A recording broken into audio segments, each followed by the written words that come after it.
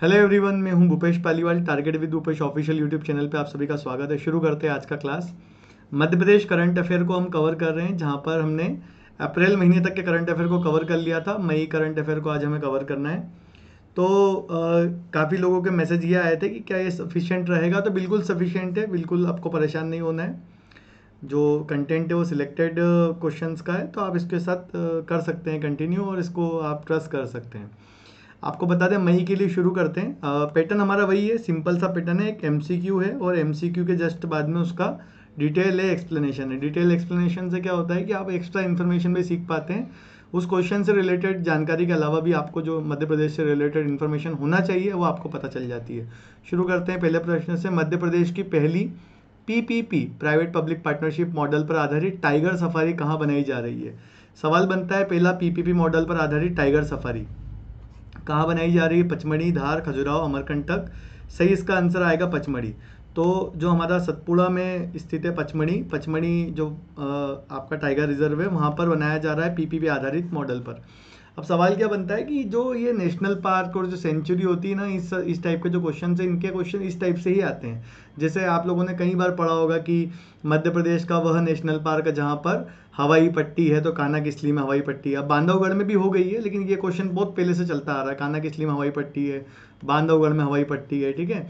इस टाइप के जो क्वेश्चन है, जॉर्ज केसल भवन कहाँ पर है, तो ये शिवपुरी में, माधव में। इस प्रकार के जो क्वेश्चन है कई सालों तक पूछे जाते हैं। तो वैसे ही ये क्वेश्चन है कि पहला पीपीपी आधारित टाइगर रिजर्व कौन सा है। तो पचमढ़ी में जो सतपुड़ा टाइगर रिजर्व है वो पहला पीपीपी आधारित टाइगर रिजर्व है। अगला क्वेश्चन है, मध्य प्रदेश का पहला केंद्रीय विश्वविद्यालय कौन सा है जिसका अपना रेडियो स्टेशन है। तो ऐसा कौन सा यूनिवर्सिटी है जिसने खुद का रेडियो स्टेशन ओपन किया है। तो डीएवीवी इंदौर, डॉक्टर हरि सिंह गौर विश्वविद्यालय, जीवाजी यूनिवर्सिटी, इंदिरा गांधी विश्वविद्यालय। तो इसका सही आंसर आएगा ऑप्शन बी या 2, हरि सिंह गौर विश्वविद्यालय सागर में जो स्थित है। उसने खुद का एक एफएम बनाया है और आपको याद रखना है इस एफएम का नाम। तो सबसे पहला आंसर है डॉक्टर हरि सिंह गौर विश्वविद्यालय, जिसने खुद का रेडियो बनाया है। इस रेडियो का नाम पूछेंगे आपसे, गौरव वाणी, ठीक है। नाम याद रखना कि किसका है, गौरव वाणी। तो गौरव वाणी किसका है, डॉक्टर हरि सिंह गौर यूनिवर्सिटी का खुद का रेडियो चैनल है जिसका नाम है गौरव वाणी। गौरव वाणी के बाद अगला क्वेश्चन है, मध्य प्रदेश में नरेंद्र मोदी द्वारा इंदौर में, प्रधानमंत्री नरेंद्र मोदी के द्वारा इंदौर में आयोजित स्टार्टअप कॉन्क्लेव में वर्चुअल माध्यम से नई स्टार्टअप पॉलिसी लॉन्च की। तो मध्य प्रदेश की नई स्टार्टअप पॉलिसी कब लॉन्च की, ऐसा प्रश्न आ सकता है। किसने लॉन्च की, तो पीएम मोदी ने लॉन्च किया इंदौर से, ठीक है। स्टार्टअप कॉन्क्लेव हो रहा था जहाँ पे नई स्टार्टअप पॉलिसी लॉन्च की गई है। तो ये 13 मई। आप इससे क्या क्या याद कर सकते हैं, इंदौर में हुआ था कार्यक्रम 13 मई के दिन, और इसका उद्घाटन किया हमारे पीएम के द्वारा। और ये इंदौर में स्टार्ट हुई है क्या, मध्य प्रदेश की नई स्टार्टअप पॉलिसी या नई पॉलिसी, ठीक है। अगला क्वेश्चन है यहाँ से, प्रत्येक वर्ष इंदौर जन्म दिवस, ये कुछ नए दिवस है जिनको आपको याद रखना है। इंदौर जन्म दिवस कब मनाया जाएगा प्रत्येक वर्ष, तो अब से 31 मई को इंदौर जन्म दिवस मनाया जाएगा। क्यों मनाया जाएगा, तो माता अहिल्या जी का जन्मदिन है। जो इंदौर की लोक माता है अहिल्या देवी, उनका जन्मदिन है बेटा। 31 मई को जन्म हुआ था उनका, इसके लिए 31 मई को इंदौर दिवस मनाया जाएगा हर साल। ये नया दिवस है, न्यू है, तो इसको अपडेट जरूर करें। साथ में भोपाल जन्म दिवस भी मनाया जाएगा 1 जून को, तो ये भी आप लोग नोट डाउन करें। भोपाल जन्म दिवस 1 जून, 31 मई इंदौर जन्म दिवस। अगला क्वेश्चन है, हाल ही में बहुप्रतीक्षित गोकल्या कुंड सिंचाई परियोजना का शिलान्यास हुआ, ये कहाँ पर है। देखो, गोकुलिया कुंड जो है एक जगह का नाम है तालाब टाइप पे, और इसका जो सिंचाई परियोजना का उद्घाटन किया गया है तो वो है इंदौर में, ठीक है। यहाँ से इंपॉर्टेंट क्या है, ये गोकुलिया कुंड इंदौर में तो है, इसका कुछ और नाम है क्या, अन्य नाम है क्या। तो आपने सुना होगा, जैसे हलाली परियोजना का नया नाम सम्राट अशोक सागर है, वैसे ही गोकुलिया कुंड का जो नया नाम है वो है शबरी, माता शबरी के नाम पे रखा जाएगा, माता शबरी परियोजना करके। तो आप याद रखें, इंदौर के महू में स्थित है गोकुलिया कुंड, इसका उद्घाटन किया और इसका नया नाम रखा है माता शबरी परियोजना। तो आपको दोनों याद रखना, गोकुलिया कुंड और माता शबरी कहाँ पर है, इंदौर के महू में। अगला क्वेश्चन है, राष्ट्रीय स्वचालित फिंगरप्रिंट पहचान प्रणाली लागू करने वाला देश का पहला राज्य कौन सा है। स्वचालित फिंगरप्रिंट पहचान वाला जो ये राज्य है वो है आपका हमारा मध्य प्रदेश। इसके द्वारा मध्य प्रदेश में क्या किया जा रहा है, फिंगरप्रिंट के माध्यम से लोगों का जो भी जानकारी है वो जुटाया जा रहा है। ये फिंगरप्रिंट के हिसाब से एक नंबर दिया जाता है जो 10 अंकों का होता है, ये याद रखना है यहाँ से। और सबसे स्पेशल बात है कि पहली बार किसी मृत व्यक्ति की पहचान इस फिंगरप्रिंट से की गई थी। मतलब कोई मृत व्यक्ति है, जानकारी नहीं है कौन है क्या है, उसके पास कोई ऐसी इन्फॉर्मेशन नहीं मिल पाई जिससे उसकी पहचान हो सके, तो उसके फिंगरप्रिंट के माध्यम से, क्योंकि आधार कार्ड वगैरह में आप सबको पता ही हमारे फिंगरप्रिंट्स वगैरह सब होते हैं, तो उस व्यक्ति के फिंगरप्रिंट्स के आधार पर यह पता लगाया गया कि वह व्यक्ति कौन है। तो ऐसा करने वाला मध्य प्रदेश भारत का पहला राज्य है जिसने किसी मृत व्यक्ति के फिंगरप्रिंट्स के माध्यम से क्या निकाला, उसकी पहचान निकाली है। तो फिंगरप्रिंट पहचान प्रणाली शुरू करने वाला भी मध्य प्रदेश है और ऐसा भी मध्य प्रदेश ने पहली बार किया है। अगला क्वेश्चन देखेंगे, खेलो इंडिया यूथ गेम्स जो है उसमें मध्य प्रदेश ने कौन सा खेल शामिल करा है? तो खो खो, मलखम, मटकी फोड़ और गिल्ली डंडा। तो आप सबको पता है मध्य प्रदेश का राज्य खेल मलखम, मध्य प्रदेश का राज्य खेल जो है मलखम्ब है। आपको ये भी याद रखना है मलखम्ब अकादमी, मलखम्ब अकादमी कहाँ पर है? मलखम्ब अकादमी तो वो है उज्जैन में। कोई पूछे आपसे कि मलखम्ब अकादमी कहाँ पर है, तो उज्जैन में मलखम्ब अकादमी है। मध्य प्रदेश का राज्य खेल मलखम्ब है। अगला क्वेश्चन है, मध्य प्रदेश के किस जिले में प्रदेश के पहले पुलिस म्यूजियम का शुभारंभ किया गया है? ये कुछ म्यूजियम है जो आप आ सकते हैं, एक तो इन्फेंट्री म्यूजियम या पैदल सेना म्यूजियम, ये कंफ्यूज करेगा। पैदल सेना म्यूजियम कहाँ पर है? मऊ में। यहाँ पर है पुलिस म्यूजियम, तो पुलिस म्यूजियम जो है वो बैतूल में ओपन हुआ है। आंसर याद रखना, पुलिस म्यूजियम कहाँ पर है? बैतूल में। थोड़ा सा आंसर की तरफ ध्यान देना। मध्य प्रदेश के किस जिले में प्रदेश के पहले पुलिस म्यूजियम का शुभारंभ किया है? तो बैतूल में किया गया है। ठीक है, बैतूल जिले में किया गया है। और यहाँ पर जो पुलिस स्टेशन है उस पुलिस स्टेशन के बारे में याद रखें कि एक विष्णु सिंह गौड़ नाम के स्वतंत्रता सेनानी थे, उन्होंने इस थाने में आग लगा दी थी। तो चर्चित थाना है और ऐसे इस थाने के अंदर ये हुआ है, तो याद रहे बैतूल।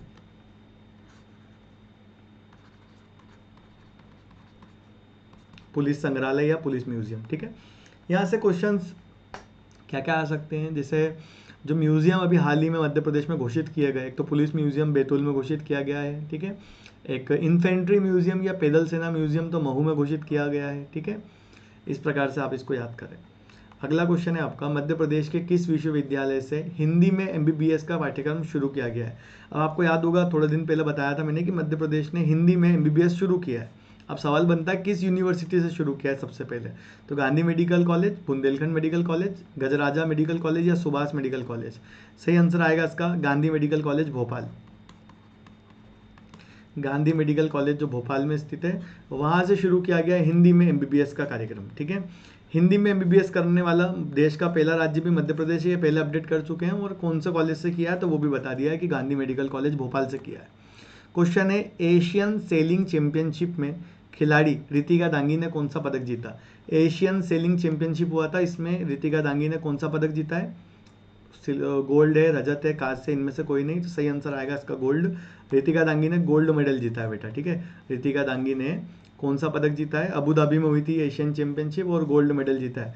रितिका दांगी का संबंध किस जिले से है? भोपाल से है। जैसे मैंने हमेशा कहा है आपसे, खेल और खिलाड़ी से क्वेश्चन अगर आता है तो खिलाड़ी का संबंध किस खेल से है प्लस खिलाड़ी किस जिले का है, तो भोपाल का है रितिका दांगी। अगला क्वेश्चन है, मध्य प्रदेश की पहली महिला क्रिकेटर जिन्होंने वर्ल्ड कप में प्लेयर ऑफ द मैच बनी, मतलब वर्ल्ड कप तो खेला ही है, साथ में वर्ल्ड कप में प्लेयर ऑफ द मैच या मैन ऑफ द मैच बनी। दिव्या वस्त्रकार, रितिका दांगी, मिताली राज और पूजा वस्त्रकार। तो क्वेश्चन को समझो, पहली महिला क्रिकेटर तो पूजा वस्त्रकार जो है वो ऐसी पहली महिला क्रिकेटर बनी है जो वर्ल्ड कप तो खेली है, साथ में मैन ऑफ द मैच भी बनी है। तो पूजा वस्त्रकार मध्य प्रदेश से। और इनसे प्रश्न आ सकता है कि पूजा वस्त्रकार का संबंध किस खेल से है, तो क्रिकेट। और पूजा वस्त्रकार जो है वो किस जिले से संबंधित है? शहडोल जिले से संबंधित है। ये दोनों बातें आपको याद रखनी है। ठीक है, अगला क्वेश्चन है आपका, मिलावट से मुक्ति अभियान किस राज्य के द्वारा शुरू किया गया? अब देखो इस क्वेश्चन को समझो, मिलावट से मुक्ति अभियान जो है ये नवंबर अक्टूबर की बात है 2021।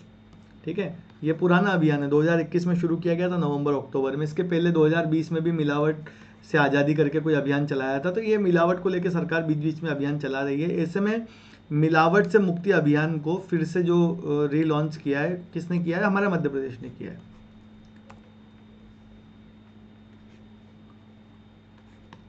इस क्वेश्चन को समझने की कोशिश करते हैं, मिलावट से मुक्ति अभियान किसका है? तो हमारे मध्य प्रदेश का है, इतना याद रखें। इसकी शुरुआत कब हुई थी? तो 11 नवंबर 2020 को की गई थी। इसकी शुरुआत सबसे पहले किसने की थी? तो हमारे CM प्लस हमारा स्वास्थ्य मंत्री प्रभुराम चौधरी जो है उनके द्वारा शुरू किया गया था। इसको पुराना अभियान है, इसको रीलॉन्च किया गया, मिलावट से मुक्ति अभियान। कोई भी खाने पीने की चीज़ों के अंदर मिलावट नहीं होना चाहिए, इसका ध्यान रखें। अगला क्वेश्चन है मध्य प्रदेश, इसमें डेट याद रखना और किसने लॉन्च किया था ये याद रखना। क्वेश्चन है मध्य प्रदेश का पहला क्रोकोडाइल रिसर्च सेंटर कहाँ पे बनाया जाएगा। ये इंपॉर्टेंट है, थोड़ा सा इसको ध्यान से देखना। सबसे पहले क्रोकोडाइल रिसर्च सेंटर कहाँ पर बनाया जाएगा, तो ये बनाया जाने वाला है भोपाल में। चलो ये तो इसका आंसर हो गया। अब इंपॉर्टेंट क्या वो सुनो, क्रोकोडाइल या मगरमच्छ से संबंधित बात की जा रही है। अब हमारे वहाँ पे मगरमच्छ और घड़ियाल, ये दो चीज़ों का हमारे यहाँ पे काफ़ी प्रभाव है मध्य प्रदेश में। घड़ियाल को लेकर अगर बात करें तो घड़ियाल नर्सरी का मतलब होता है जहाँ पे घड़ियालों को पाला जाता है, थोड़ा बड़ा होने के बाद नदियों में छोड़ दिया जाता है। तो सांख्या राजे जो झील है, सांख्या राजे झील जो है शिवपुरी में, वहाँ पर क्या स्थित है, घड़ियाल की नर्सरी स्थित है। और मध्य प्रदेश की अगर बात करें तो मध्य प्रदेश में घड़ियाल अभ्यारण्य कहाँ कहाँ पर है, तो इसको थोड़ा सा नोट डाउन करना। घड़ियाल अभ्यारण्य एक तो है हमारे वहाँ पे चंबल घड़ियाल अभ्यारण्य मुरैना में, एक है हमारा केन घड़ियाल अभ्यारण्य पन्ना में, और एक है आपका सोन घड़ियाल अभ्यारण्य शहडोल में स्थित है। ठीक है, ये इस प्रकार से ये तीन हमारे वहाँ घड़ियाल अभ्यारण्य है। तो ये तीन घड़ियाल अभ्यारण्य के नाम याद रखें, प्लस नदियों के नाम याद रखना, चंबल, केन, सोन। और यहाँ पर मैंने बताया नर्सरी कहाँ है घड़ियाल की, तो वो है सांख्यराज झील शिवपुरी में। अब मगरमच्छ के ऊपर रिसर्च करने के लिए एक नया सेंटर ओपन किया गया, क्रोकोडाइल रिसर्च सेंटर, और वो है भोपाल में। ठीक, ये सब कंफ्यूज करेंगे इसलिए मैंने अलग अलग करके बताया है। रिपीट कर देता हूँ, घड़ियाल को लेकर अभ्यारण्य जो है, ठीक है, तो अभ्यारण्य ये बता दिया अभ्यारण्य, और यहाँ पर बता दिया घड़ियाल नर्सरी कहाँ पर है, एक ही है शिवपुरी में। और यहाँ पर मगरमच्छ के लेकर जो रिसर्च सेंटर बनाया गया, अनुसंधान केंद्र बनाया मगरमच्छ को लेकर, वो भोपाल में बनाया गया। तो यहाँ पे राजधानी भोपाल में बनाया गया है, भदभदा में बनाया गया है क्रोकोडाइल रिसर्च सेंटर। ये भदभदा वही है बेटा जहाँ पे कुकुर या कुत्तों के लिए जो सेंटर है, पुलिस के कुत्ते वगैरह ट्रेन किए जाते हैं, तो कुत्ते वगैरह के लिए आपको याद होगा भदभदा भोपाल, उसी भदभदा के अंदर यहाँ पे क्रोकोडाइल रिसर्च सेंटर भी बनाया गया है। अगला क्वेश्चन है मध्य प्रदेश में पहली बार बजट कब पेश किया गया था। मतलब जब मध्य प्रदेश का गठन हुआ 1956 में, उसके बाद में पहली बार बजट कब पेश किया गया। तो देखो सिंपल सा क्वेश्चन है, ऑप्शन से ही बन जाएगा। 1 नवंबर को हमारा मध्य प्रदेश का गठन हुआ था, और उसके बाद ही बजट होगा, तो कहीं ना कहीं आपको आंसर दिख रहा होगा, ए इसका आंसर रहेगा 19 दिसंबर 1956 को। यहाँ से फैक्ट है जो याद रखना। फैक्ट क्या क्या है, पहला बजट सबसे पहले 19 दिसंबर 1956 लॉन्च किया था भगवंत राव मंडलोई जी के द्वारा। ठीक है, ये याद रखना पहली बार बजट किसने पेश किया था। यहाँ से आप ये भी याद रखना कि 2 बार ऐसा हुआ है जब मध्य प्रदेश के मुख्यमंत्रियों के द्वारा बजट पेश किया गया। एक है श्यामा प्रसाद शुक्ल जी के द्वारा 1971 में, और एक है प्रकाश चंद्र सेठी के द्वारा।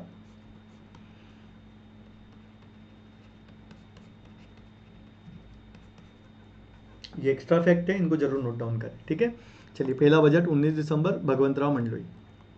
अगला क्वेश्चन है किस राज्य सरकार द्वारा पहली बार बच्चों के लिए अलग से बजट पेश किया गया। तो जो 2022 में बजट पेश किया गया था ना, उसकी विशेषता है ये कि पहली बार बच्चों के लिए अलग से बजट पेश किया गया था मध्य प्रदेश में। ठीक है, अलग से चिल्ड्रन के लिए, बच्चों के लिए अलग से बजट पेश किया गया, ये मध्य प्रदेश सरकार ने किया है पहली बार, देश में पहली बार। ठीक है, सब लोग इसको जरूर नोट डाउन करें। अगला क्वेश्चन है आपका, मध्य प्रदेश में कहाँ देश का सबसे बड़ा अंतर्राष्ट्रीय एयरपोर्ट बनाया जा रहा है। अब ये घोषणा है और इसको चेंज भी कर दिया गया है, लेकिन फिर भी ये फैक्ट है कि कई सालों तक आने वाला क्वेश्चन बन चुका है ये कि सबसे बड़ा इंटरनेशनल एयरपोर्ट कहाँ बनाया जा रहा है। तो इंदौर उज्जैन के बीच में, भोपाल इंदौर के बीच में, देवास उज्जैन के बीच में, या भोपाल ग्वालियर के बीच में। तो सही आंसर आएगा इसका भोपाल इंदौर के बीच में सबसे बड़ा एयरपोर्ट बनाया जा रहा है। कारण क्या है, तो कारण ये है कि भोपाल एक तो बड़ा शहर है, ठीक है, मध्य भारत का बड़ा शहर है, दूसरा इंदौर मध्य भारत का बड़ा शहर है। ऐसे में इन दोनों के बीच में मध्य प्रदेश का लगभग 40% उद्योग है,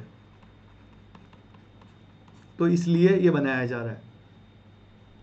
कार्गो या लॉजिस्टिक जिसमें सामान वगैरह लादा जाता है, या बोल सकते हैं कि जो सामान लादने वगैरह के काम में आते हैं, ऐसा एयरपोर्ट बनाया जा रहा है जिसके द्वारा जो हम इंपोर्ट एक्सपोर्ट करते हैं उसके अंदर हेल्प करेगा ये। ठीक है, तो कहाँ बनाया जा रहा है ये, तो इंदौर और भोपाल के बीच में बनाया जा रहा है। ठीक है, सोनकच्छ के आसपास।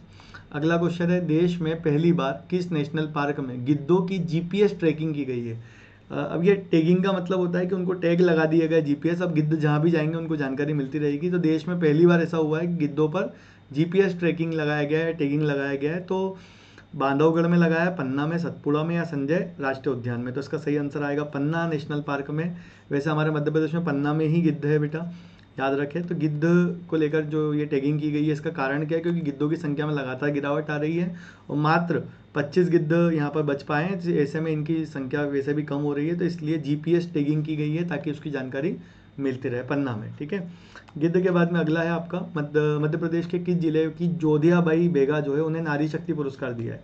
क्वेश्चन को समझने की कोशिश करो। देखो, नारी शक्ति पुरस्कार तो पुराना हो गया है क्योंकि ये 8 मार्च का 2022 को दिया गया था, ठीक है। तो अब तो अपडेट हो गया है, ठीक। लेकिन नारी शक्ति अवार्ड मिला है जिन्हें, वो है जोधियाबाई बेगा। और ये इंपॉर्टेंट है बेटा, ये जोधियाबाई बेगा जो उमरिया की है, याद रखना। जोधियाबाई बेगा उमरिया की है। इनके बारे में क्या याद रखना है हमको, वो सुनो। देखो, जोधियाबाई बेगा जो है वो चित्रकार है, ठीक। और याद रहे कि इनकी पेंटिंग जो है इटली के मिलान शहर में, इटली का मिलान जो एक शहर है, वहाँ पे इनकी पेंटिंग की प्रदर्शनी लगाई गई थी, बहुत फेमस है। इटली के मिलान में पेंटिंग लगाई गई थी किसकी? जोधियाबाई बेगा की। याद रहे सबको, नारी शक्ति सम्मान मिल चुका है इनको ऑलरेडी। और कहाँ की रहने वाली है? तो उमरिया की रहने वाली है, ऐसा याद रखें। अगला क्वेश्चन है, प्रदेश की पहली योगा थेरेपिस्ट कुंजन झवर का संबंध किस जिले से है? कुंजन झवर। सवाल बनता है कि कुंजन झवर का संबंध किससे है? तो वो है सीहोर की।